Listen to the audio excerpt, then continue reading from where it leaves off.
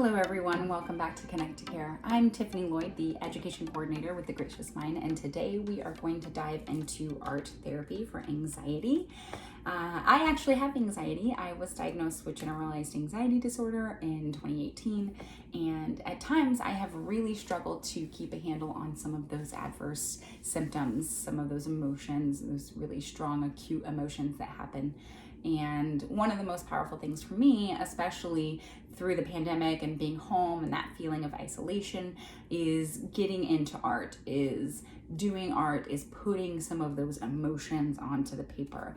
As you know, with sign language interpreting, there's a lot of stuff that we do that is extremely confidential, and we are held to that confidentiality through our code of professional conduct.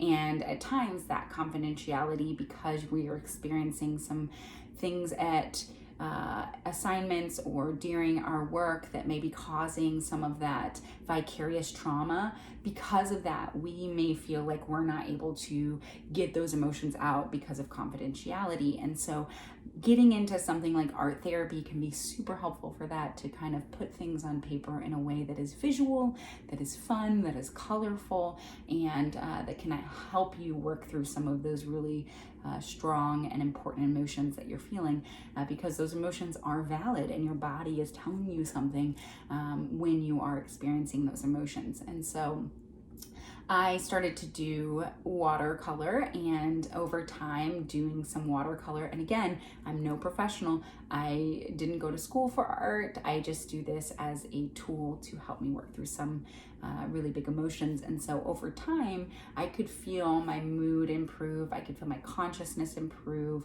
And I definitely, when I finished a piece, I could step back and have something tangible that was representative of that time period of anxiety that I was having, and kind of looking at that piece as just like a closing moment for what I was going through at that time. So some of my art is copied art from online. I'll Google like line drawing, and I'll do some, really pretty watercolor with some flowers and things. Others, I like to get really cool coloring books and just kind of color those in.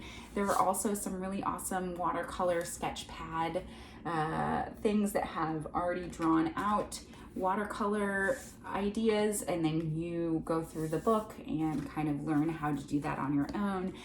There are really awesome coloring books that are out there that are super cheap. And so if you're kind of like, this all sounds great, Tiffany, but where do I start? I just start with a box of crayons and a really good coloring book. And I think that you'll find that even something that simple can be super helpful to kind of get some of that anxious feeling out.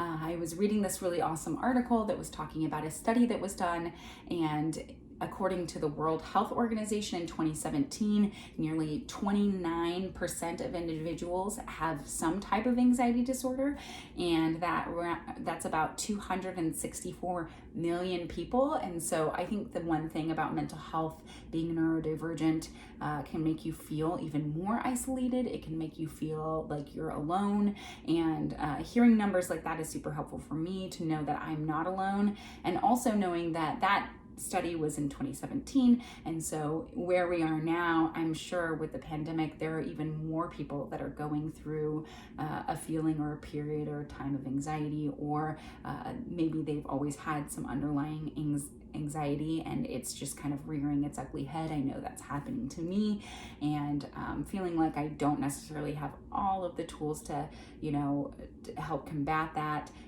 and finding something like art to be able to kind of push all of that emotion into that has been super helpful. My art will be sometimes very pretty and very bright and very fun, and at other times it's just me drawing black, dark things on the paper to kind of get out some of that emotion. There's a lot of people who have a range of experience with anxiety, and so when I talk about anxiety from my perspective, it may not be reflective of your own experience, and so just kind of keep that in mind, that you might be feeling or experiencing something different, even though we both might have the same diagnosis. So they did this study to see if using art during therapy sessions was effective for clients, and they took women from 18 to 65, and there were 59 women that were initially signed up for the study, and 47 of them completed the trial, and all of them reported effectiveness of using art therapy during sessions, and actually for 3 months afterwards reported that they had still improved acceptance of their emotions and improved goal-orientated actions and aspects of emotion regulation. So being able to recognize the emotions that they're feeling, being able to make goals and still push through some of those big feelings. And they also reported an overall decrease in their anxiety levels. So I thought that was really interesting that we have this research out there that shows how powerful art is. And here at the Gracious Mind, we love artists. We have many artists that work for us and are part of our group. And we love to promote people who are artists, and we recognize that it has a place that is super helpful for mental health. It's also something that can be used as a tool for protest, and it can be used as a tool for education, and the limit is not there when it comes to art, and art comes in all forms. And so this is something that is very indicative of what our goal is here with the Gracious Mind and with Connect to Care. And again, like if you're wondering, how do I start? What do I start? What do I do? Go to your local dollar store, go to your local whatever, and see if you can get a box of crayons and just start there. And give yourself 20, 30 minutes a day just to sit down and to color, or to sit down and put things on paper, or put things out there in art and make art, because it is proven to make you feel better and to reduce anxiety and to take control of some of those really big emotions that you might be going through, especially when you're going through something really acute, when something is really powerful and it's hitting right now.